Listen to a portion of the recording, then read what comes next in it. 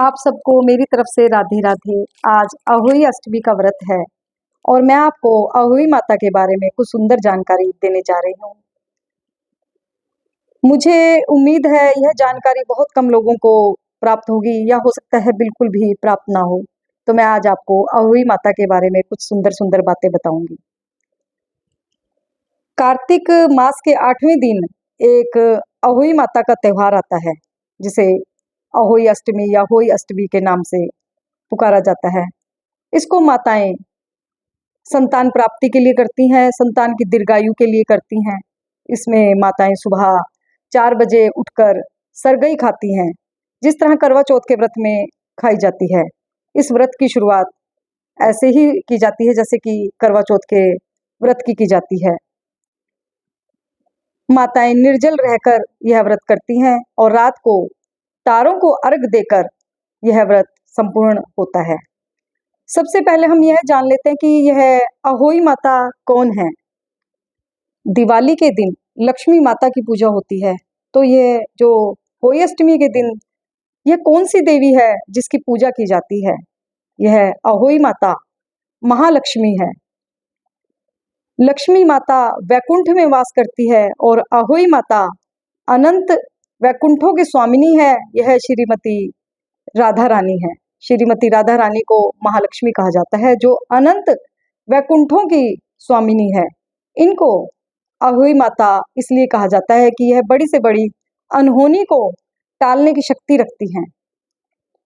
इस व्रत में ज्यादातर माताएं एक चांदी की माला बनाती हैं, जिसमें एक माताओं के पास एक चांदी की माला होती है, कुछ इस प्रकार की होती है।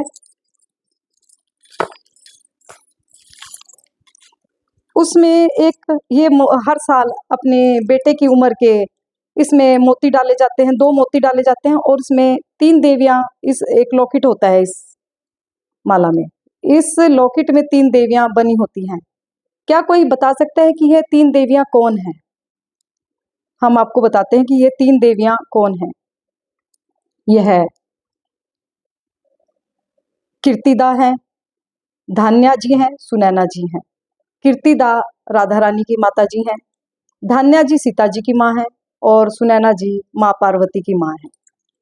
ये तीनों देवियां एक ऋषि की पुत्रियां थी, जिनको वरदान प्राप्त था कि इन तीनों देवियों से महाशक्तियां पैदा होंगी। कीर्तिदा से राधा जी हुई और धान्या जी से सीता जी हुई और सुनैना जी से पार्वती माता हुई।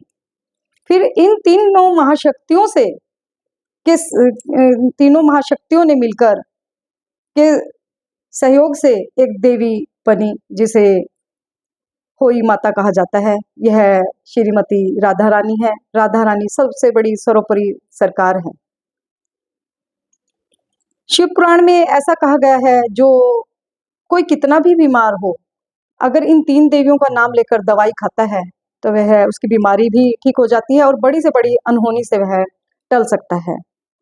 अगर कोई कीर्तिदा, सुनैना और धन्य माता का नाम लेकर दवाई ग्रहण करता है तो उसके ऊपर आई हुई विपदा टल जाती है, बड़ी से बड़ी अनहोनी भी टल जाती है। ऐसा कहा जाता है और ऐसा एक ये सत्य भी है, गोवर्धन पर्वत की तलहटी में एक राधा कुंड है। आज के दिन होई अष्टमी के दिन निसंतान दंपति रात के 12 बजे अगर राधा कुंड में स्नान करते हैं तो उन्हें संतान की प्राप्ति अवश्य होती है। आज के दिन आपको बहुत से निसंतान दंपति राधा कुंड पे रात के 12 बजे स्नान करते हुए मिलेंगे। और आज के दिन जो राधा कुंड पे जाकर रात के 12 बजे जो निसंतान दंपति स्नान करते हैं, उन्हें संतान की अवश्य प्राप्ति होती है। तो जिनको यह जानकारी नहीं थी कि यह अहोई माता कौन है, यह अहोई माता श्रीमती राधा रानी है, जो महालक्ष्मी है और आज के दिन इस महालक्ष्मी राधा रानी की पूजा की जाती है। जो इस लोकिट में ये तीनों देवियां हैं, इन्हें स्यो माता भी कहा जाता है। स्यो माता का मतलब होता है, स्यो माता धरती माता को भी कहा जाता है। इस त्योहार का संबंध धरती माता के साथ भी है।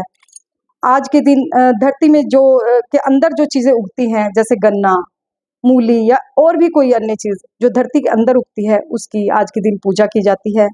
और चांदी की ही माला की पूजा क्यों की जाती है? क्योंकि जो ये कार्तिक मास है, इस मास में अधिकतर पूजा तारों की छाँव में होती है, या तो सुबह-सुबह कार्तिक मास की पूजा होती है या शाम के समय होती है।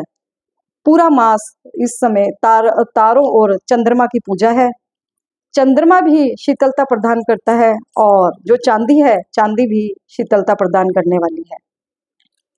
यह मैंने आपको अहोई माता की कुछ सुंदर जानकारी दी, और मुझे उम्मीद है आपको यह जानकारी अवश्य अच्छी लगी होगी। आप सबको अहोई माता के त्योहार की बहुत-बहुत हार्दिक शुभकामनाएँ। माता रानी आपके बच्चों पर कृपा बनाए रखे, आपके बच्चों की दीर्घायु हो, अच्छा स्वास्थ्य हो, आपका घर धन-धान्य से भरा रहे, यही मेरी अहोई माता से प्रार्थना है। जय जय श्री राधे।